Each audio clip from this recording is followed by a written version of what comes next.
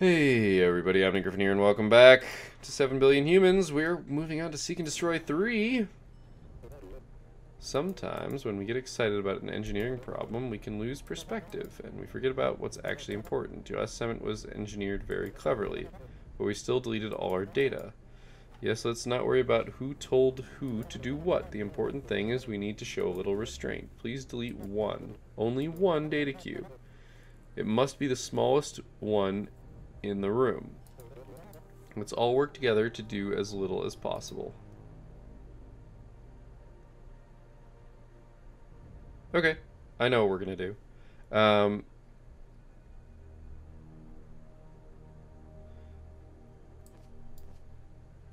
So the nearest data cube is equal to 1. That'll give us the correct one here. This guy we're gonna talk about later.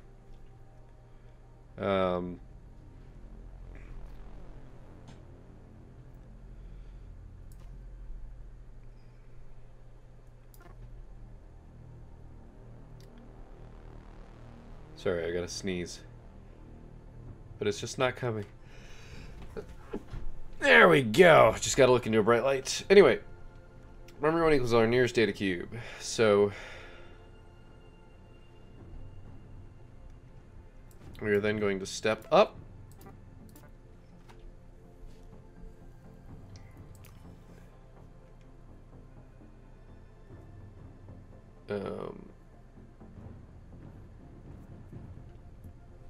Then we are going to check if is less than memory 1. Memory 1 will always be set. That's what I care about. If it's less, set memory 1 equal to where we are. Or well, that next one.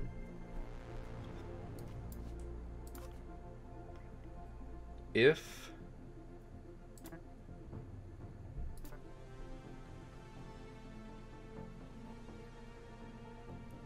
above us is a wall,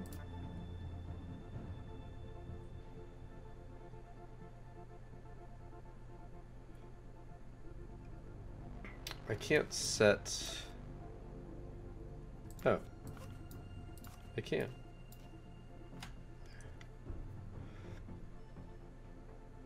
So I actually want to step up, set memory forward where we are,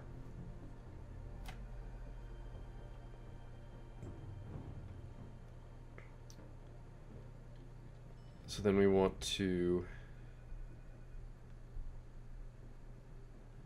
so if we're at a wall, we want to pick up memory 1, step 2, memory 4, drop, and step down.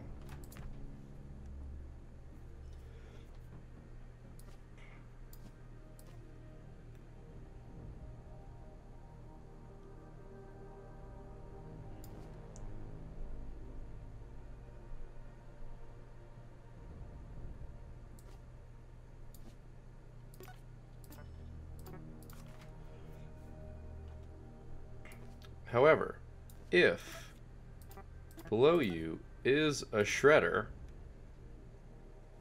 he's going to do something different. He's going to step to the right, and if next to him does not equal data cube, he's just going to mill until there's a data cube there.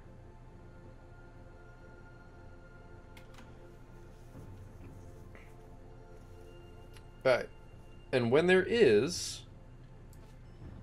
he's going, there we go, to set his memory 1 equal to that data cube. I also don't know if this is going to work, by the way. And then if, because we don't know when these are all going to return. We don't.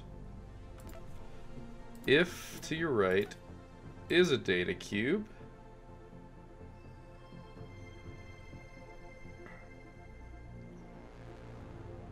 to your right is a data cube.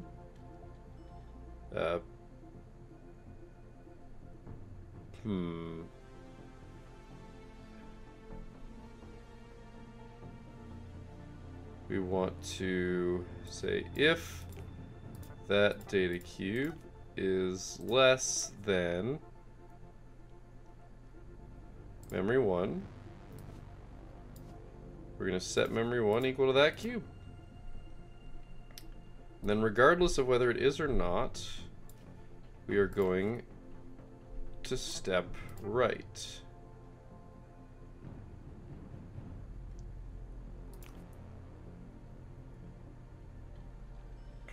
And we are going to do that forever.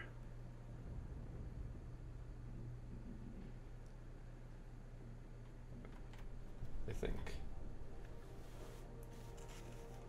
Well, mostly.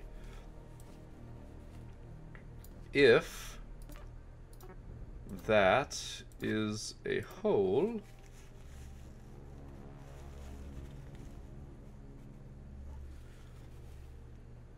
because after we compare that last one, if that's a whole, we then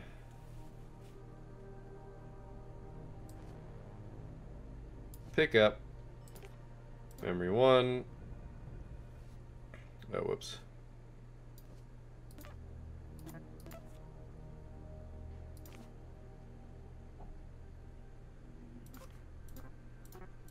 It's all the same thing.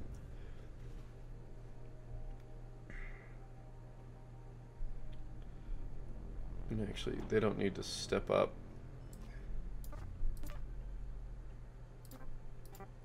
They can just set their memory to their... Okay. Pick up memory 1 and give to memory 2.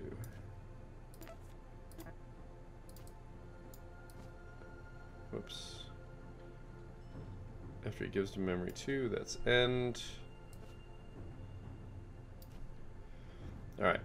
So the way this should work is these guys, he's just sitting there. And these guys are gonna go all the way up until they find the lowest. So they all know they're lowest in the row.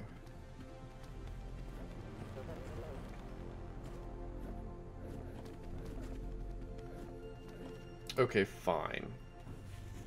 We can't actually store locations.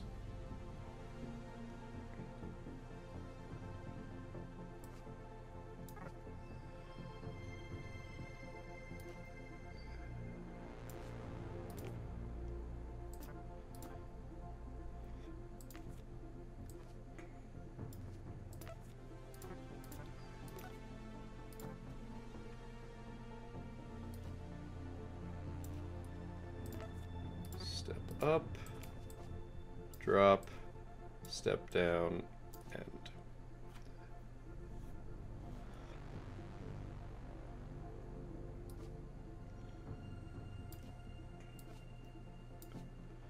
All right.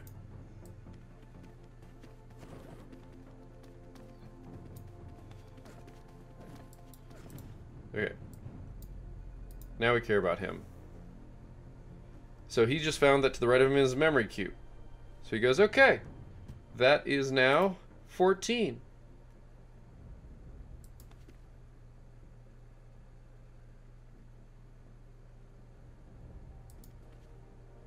And he steps to the right.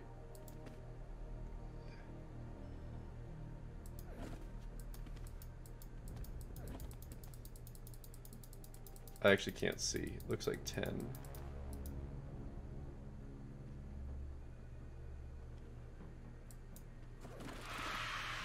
Alright. Oh, Jesus. Alright, well, we got it done. And that's step number 1.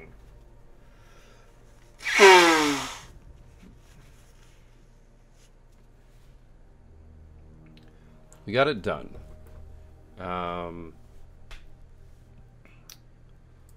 So how do we make it faster?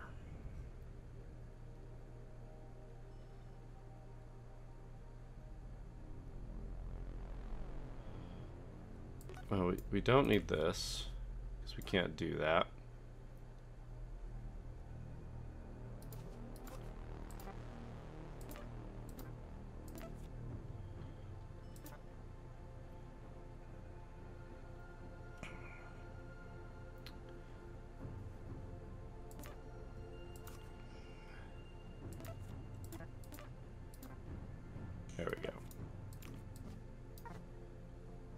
They're doing one loop and coming back. This is a bit silly.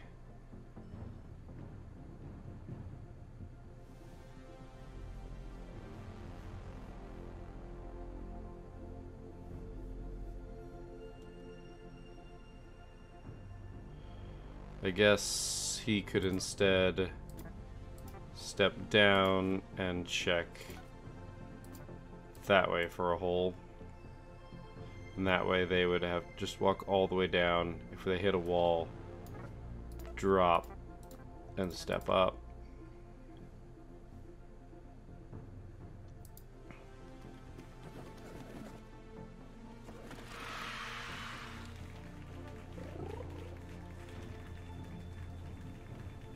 Wow. Interesting, that fails a good number of times. Now luckily they're going to give me... They're gonna give me a case where it fails.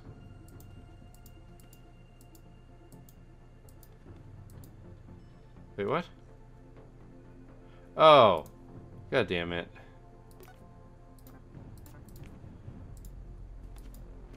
I mean, that's why it failed, because he was randomly stepping right there, which wouldn't work.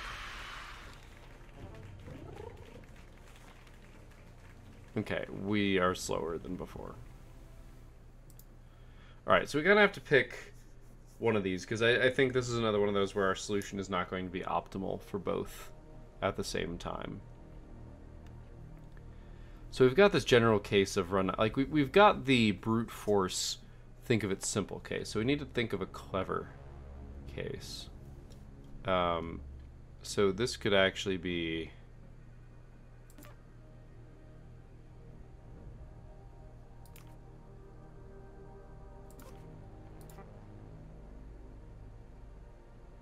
Okay, yeah, because that'll be the first time nothing. That saves us 2 steps, which is something. I don't think it's enough.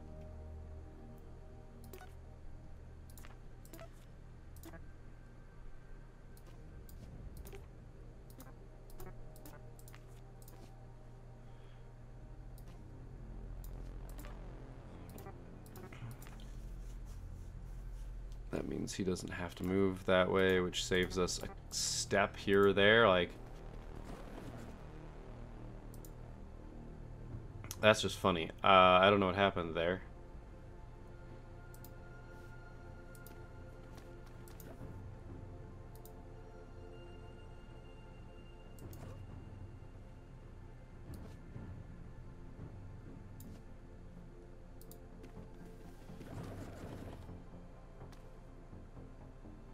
Oh, right.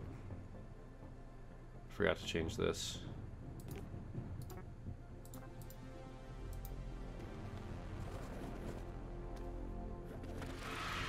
Like, we saved maybe some seconds, but not much.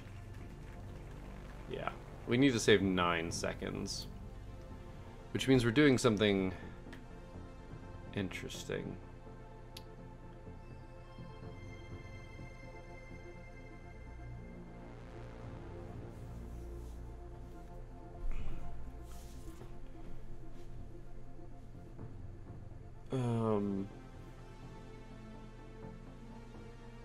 Okay, this is gonna be silly.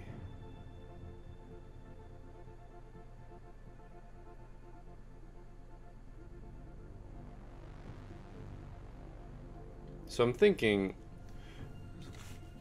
that some of the time that we're losing here is waiting for them to come back down and drop everything off.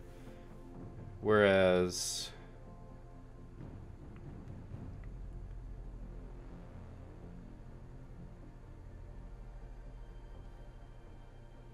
I kind of like, the thing is I need to test something.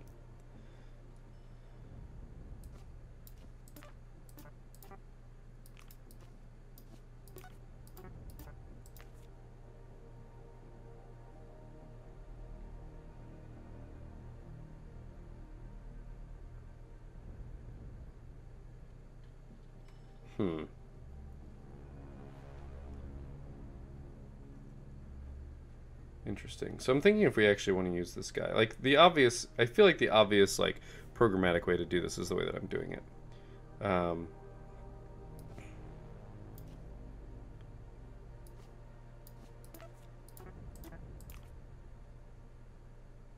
Oh, I don't have right. Never mind.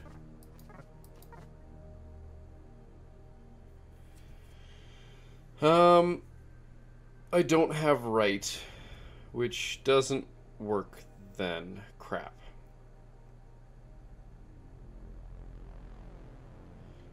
Because I was going to say, we could just write, like, store which one's the lowest, and then write along the top and have him run along the top instead of delivering everything back down here.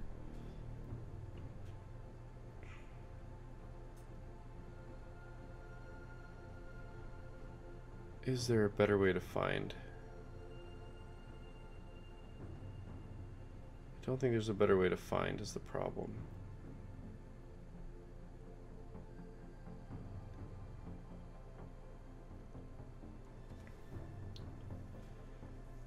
We're dropping as early as possible. We have to search everything.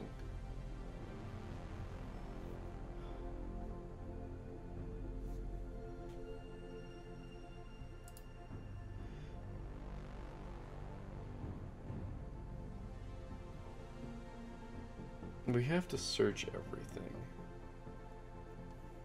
So...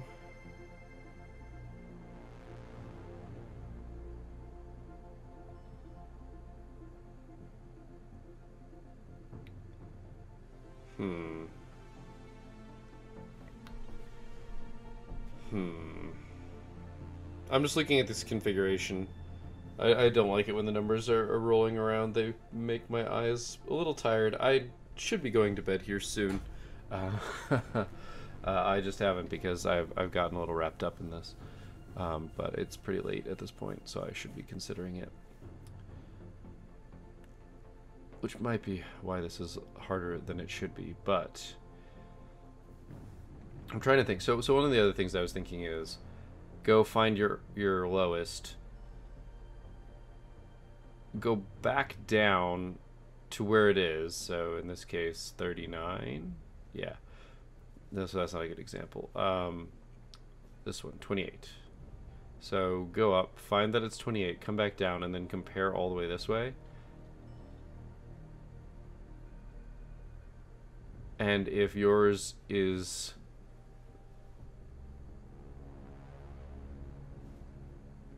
if yours is higher than any of the ones you pass, you bail.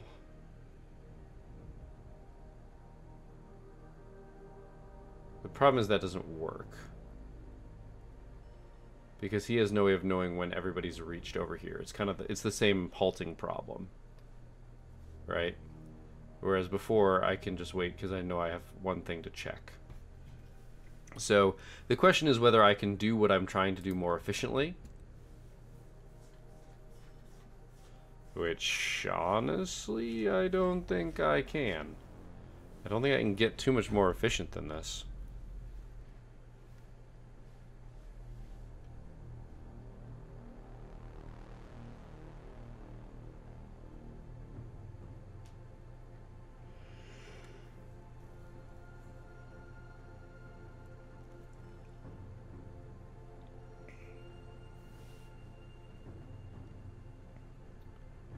And I could have this person walk this way.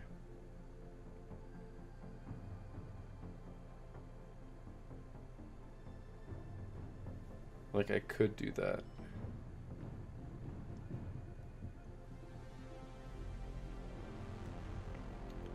And I could also have this guy... Actually, that's what I... No, that's not going to fix anything. I was like, I could just have him walk this way. Like, walk all the way over here, and then walk all the way back.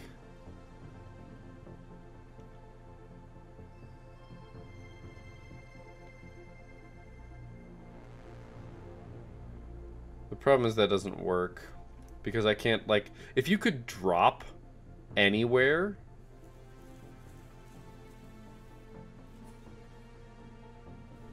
Okay, I guess that's how we could do it.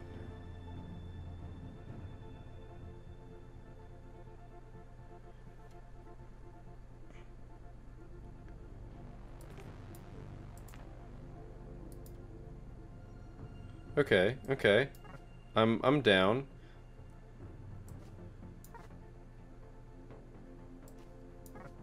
we're going to make this guy a lot dumber.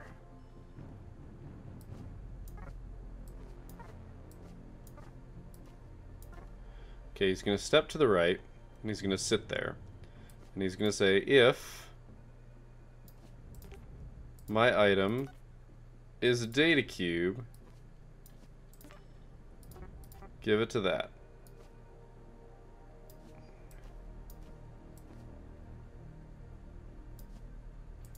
Boom. Done. He's a lot dumber now.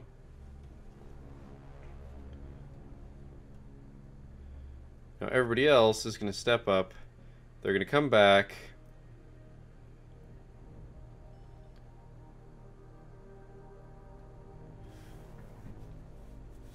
And they're going to say...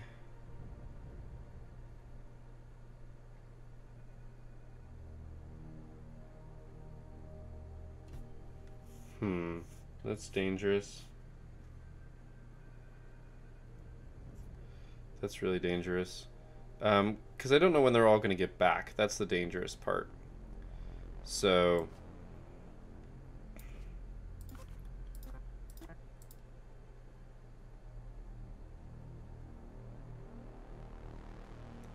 so pick up memory 1.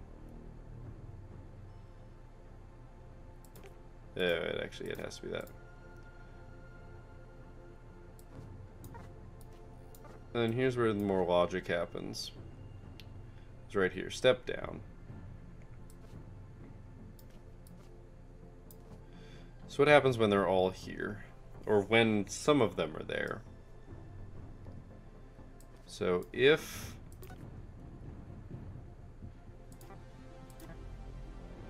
that is a worker... and...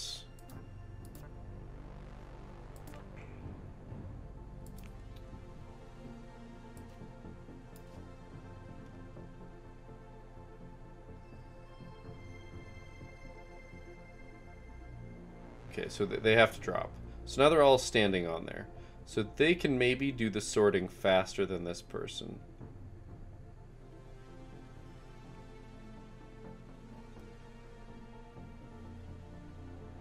I don't think so, though.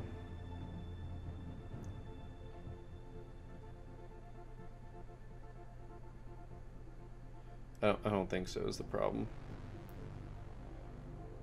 I want it to work. I want it to work really bad.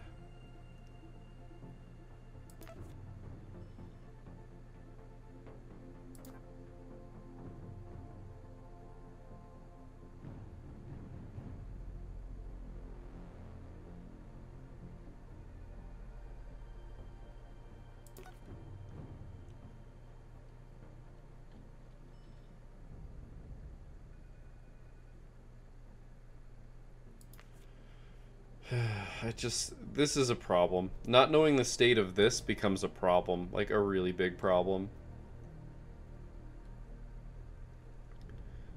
Because if I need there to like always be workers there, because I need to figure out how I want to try and pare that down, right? Like I can try and hand numbers to the left. Like that could work. What happens if you try and give 2 numbers? So if the person to your right...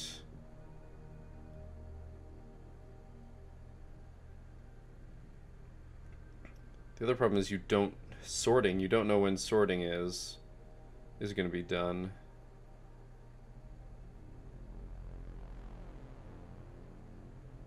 Because if this person comes down with a 2, 3, 4, 5, 6, 7, 8, 1. This has to get all the way over.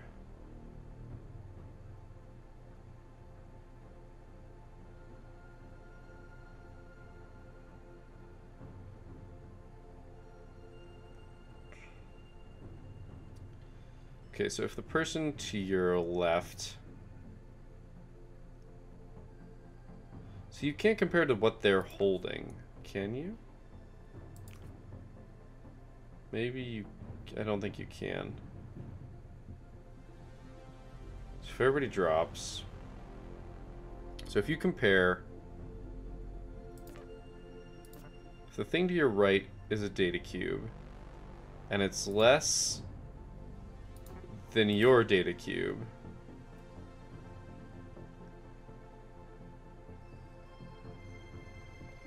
what, you pick up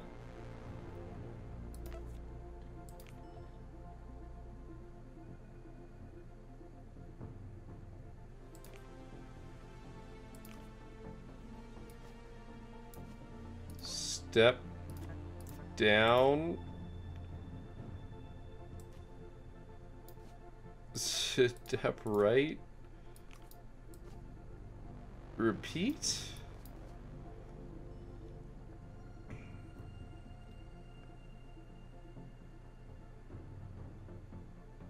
So you kill yourself if the person next to you, to your right, is lower than you.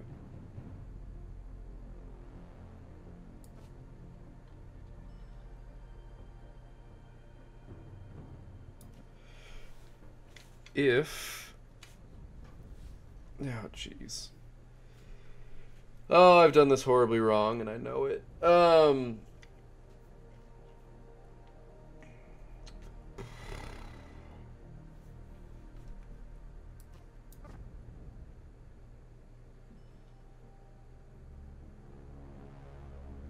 This doesn't work right now.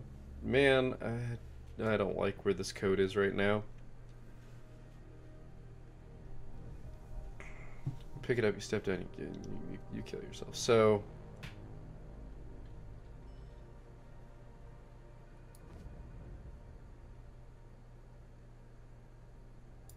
if the person to your left, or the thing to your left is a data cube,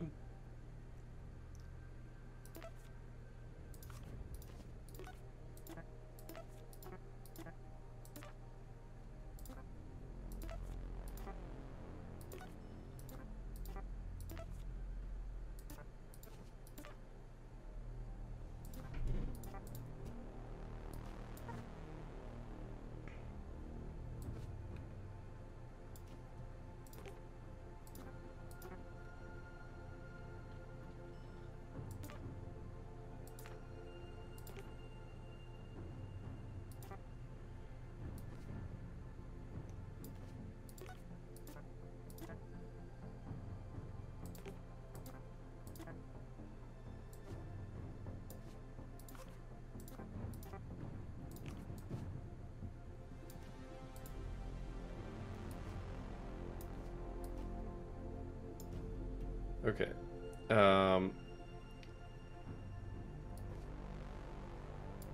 If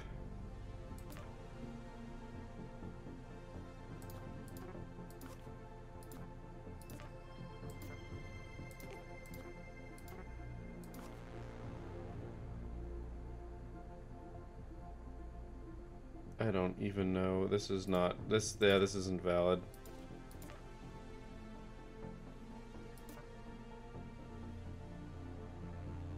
Because this could happen on accident.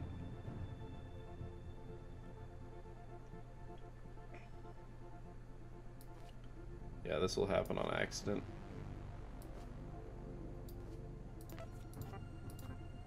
Yeah, watch this happen on accident. Okay.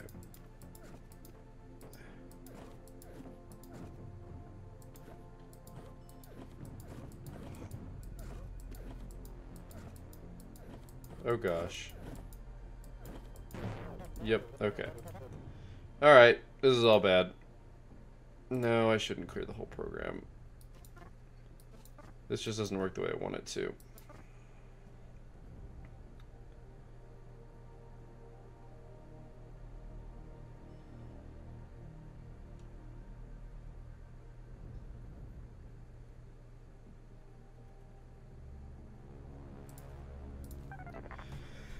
Okay, well, we've hit the half-hour episode point, and I don't think I'm actually any closer to solving this. So, we have some things to think about here.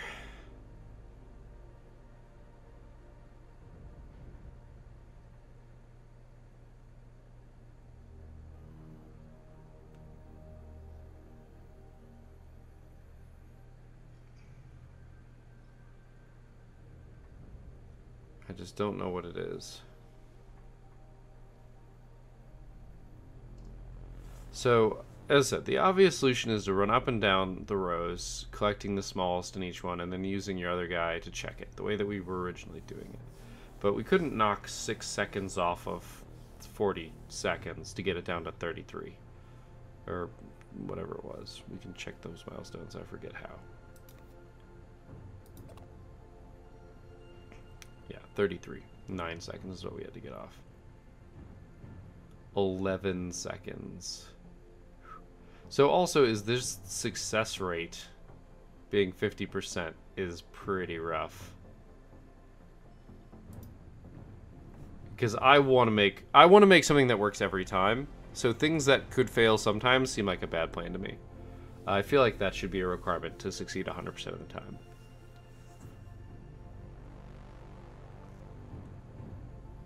So if we wanted to, we could send 3 people up.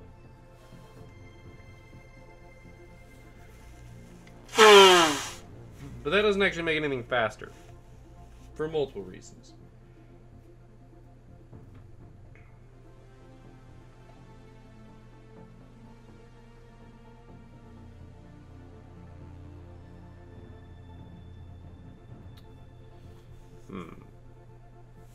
I want to know if nearest worker actually makes any sense to use. I don't think now's the time. Alright.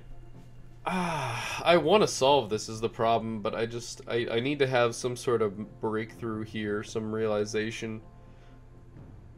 Because the things that I've been thinking about here are if we could check more than just our row, like this person checks here, he checks this one, and this one. You know, he's checking a span of 3. And so then between this person and him, they find the smallest in these 2 rows, but he might also find the smallest in this row. The problem is, like, if the smallest one's in this row, all 3 of these guys are gonna be pointing to this one, and only one of them is gonna get there. But the thing is, we're tripling the number of checks that each thing is doing, which is not going to make it faster. Because doing it in the smallest amount of code. So if we look at this just basically, there are, what is it, 8? There are 8 people here. And each of these rows is 8 long. So that is 64 checks that must happen, minimum.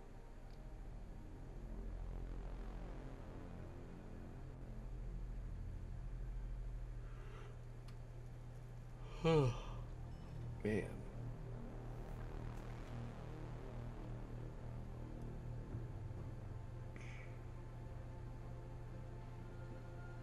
I'm just trying to think what we could do. We have to make those checks. I got it as efficient as possible, running up and back. Because you run until you see that there's nothing, and then you come back.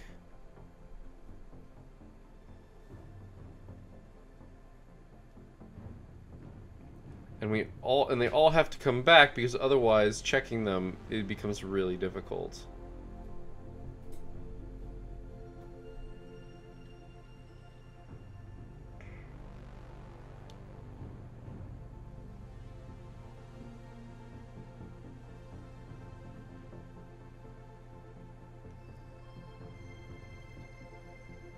I guess so we have to have those 64 checks, and then we technically have to have 72 checks down here.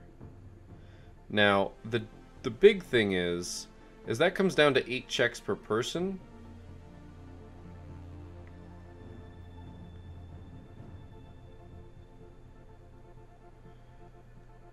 But these are all done in parallel, and this one is not, and that's why it takes longer, which is why I was trying to offload some of that checking onto these guys.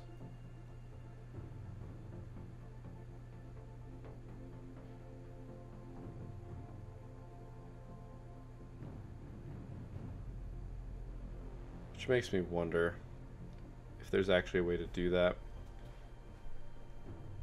Hmm.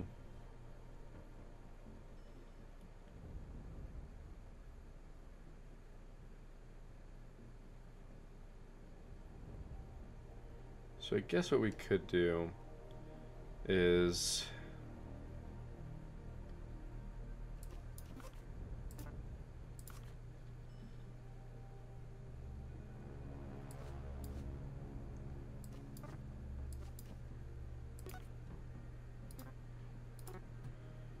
if that is less than, oh,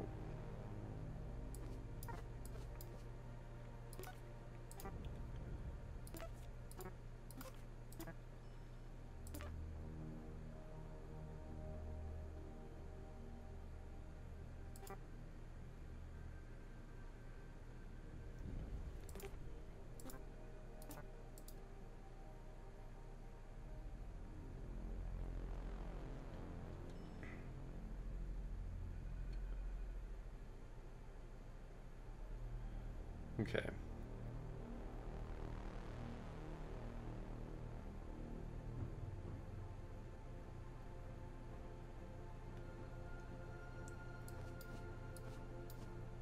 This works, right?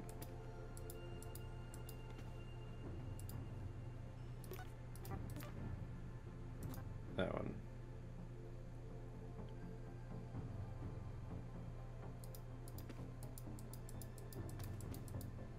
Okay.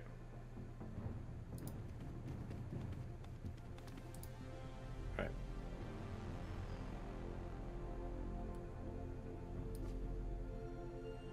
Else, if that is nothing, that means we're done.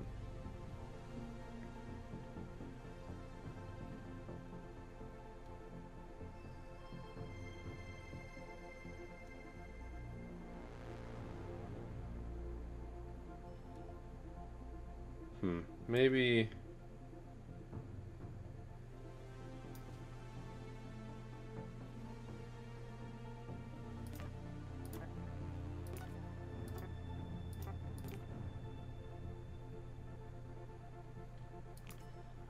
Man, I really hate...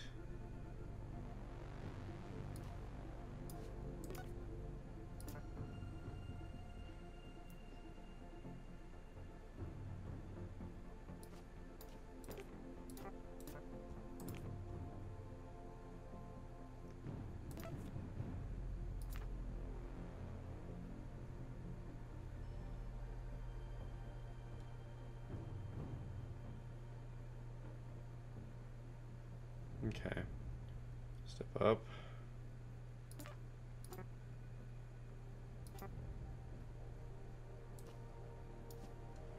That actually works.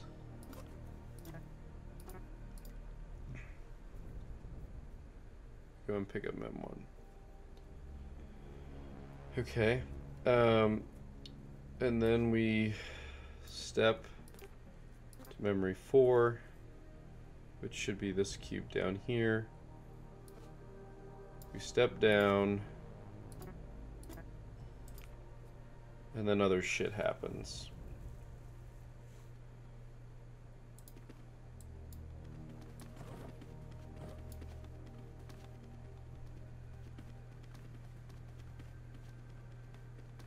Oh, right.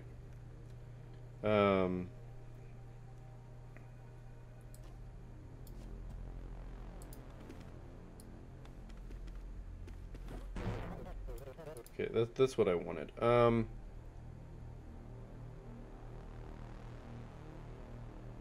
Okay. Wait, did this guy work? What did he do? Oh, he freaked out?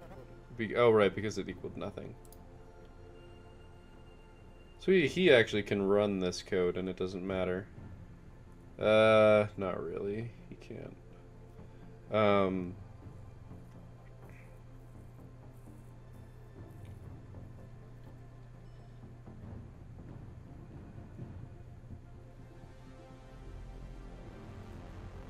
Oh, that's an interesting idea, actually. Oh, damn it, unless this is... oh god, I could...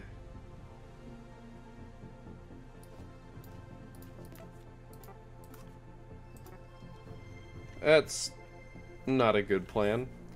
But it's a plan.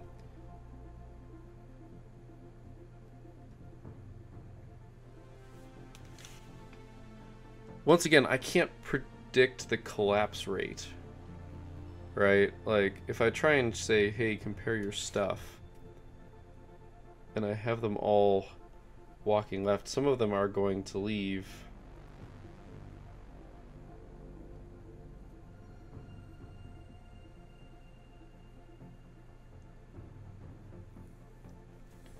Actually, that's a good question.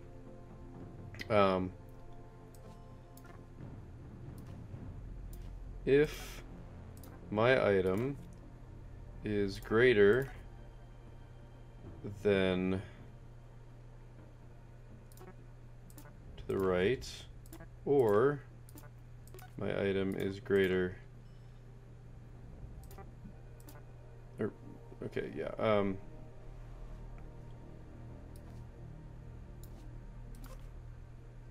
mem3 is the nearest hole. So if you are not, if either of the other ones, if you're greater than either of the ones next to you, otherwise,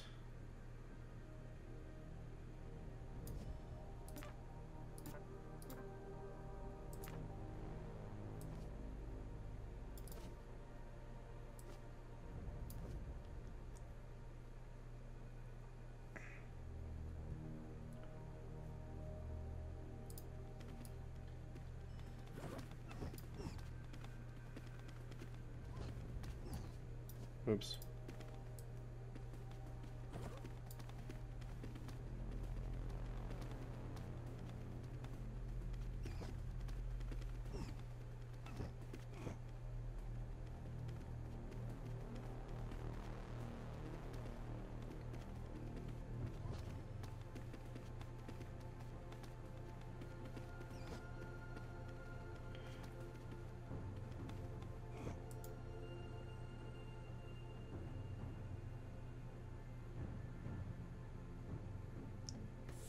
Oh gosh.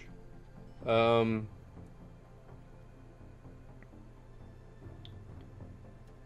gosh.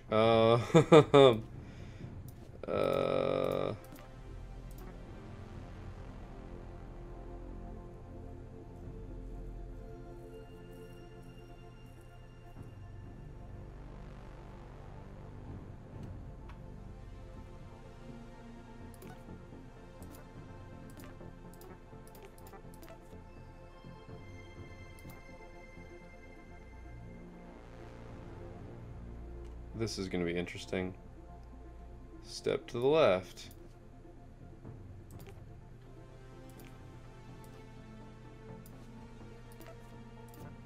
Mem1 equals nearest worker. If mem1 equals nothing, give to mem2? Yes.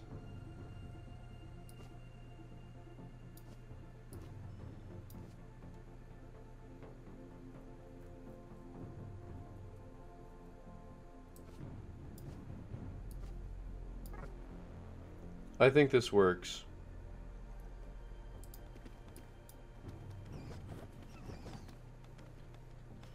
Oh, you're kidding.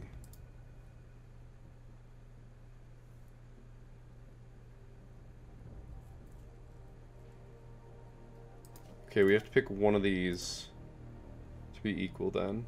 Because that way only one direction kills themselves. That's dumb. We got that at least. Oh my gosh. Oh, I love it when suicide is the answer. Thank you, game. Yeah, that was the way to do it. You can check when there's nobody else left. That's... I'm actually a little disappointed that I figured it out that way. Well, that's that. Seek and Destroy 3 complete.